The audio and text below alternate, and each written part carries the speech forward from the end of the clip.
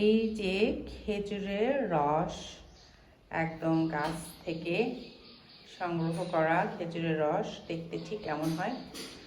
আজ আমি আপনাদের সাথে খেজুরের রসের পায়েসের রেসিপি শেয়ার করব। খেজুরের রস দিয়ে কীভাবে পায়েস রান্না করতে হয় সেটি আমি আপনাদের সাথে শেয়ার করব। এবার 4 লিটার খেজুরের রস কিছুটা জাল দিয়ে নেওয়া হয়েছিল, এখন সেটা কড়াইতে ট্রান্সফার করা হচ্ছে।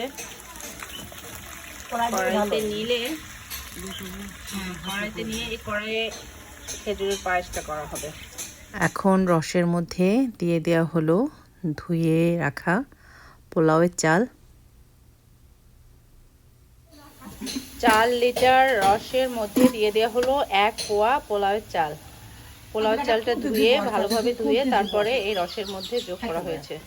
এবার খানিকটা সামান্য লবণ দিয়ে দেওয়া হলো।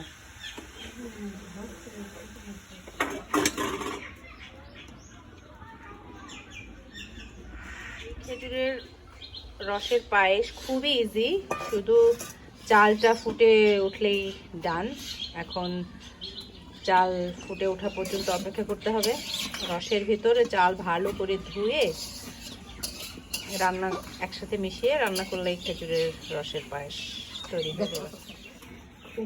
খুব কম উপকরণ দিয়ে এই খেজুরের রসের পায়েস রান্না করা যায়।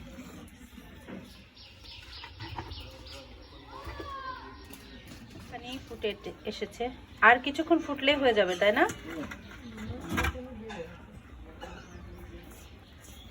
চাল ফুটে ওঠা পর্যন্ত অপেক্ষা করতে হবে। রসটা কত সুন্দর জাল দিতে দিতে লাল হয়ে গিয়েছে।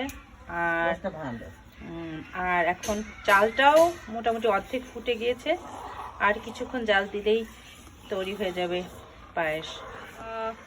চাল ফুটে গিয়েছে, এখন পায়েস বা ক্ষীর যাই বলেন না কেন রেডি খাওয়ার জন্য। এখন নামিয়ে নিতে হবে চুলা থেকে। তৈরি হয়ে গিয়েছে খেজুরের রসের পায়েস অথবা ক্ষীর। এটি খেতে অনেক মজাদার, যারা খেয়েছেন তারা তো জানেন, আর যারা খাননি যদি কখনো সুযোগ পান আমি অনুরোধ করব অবশ্যই খাবেন।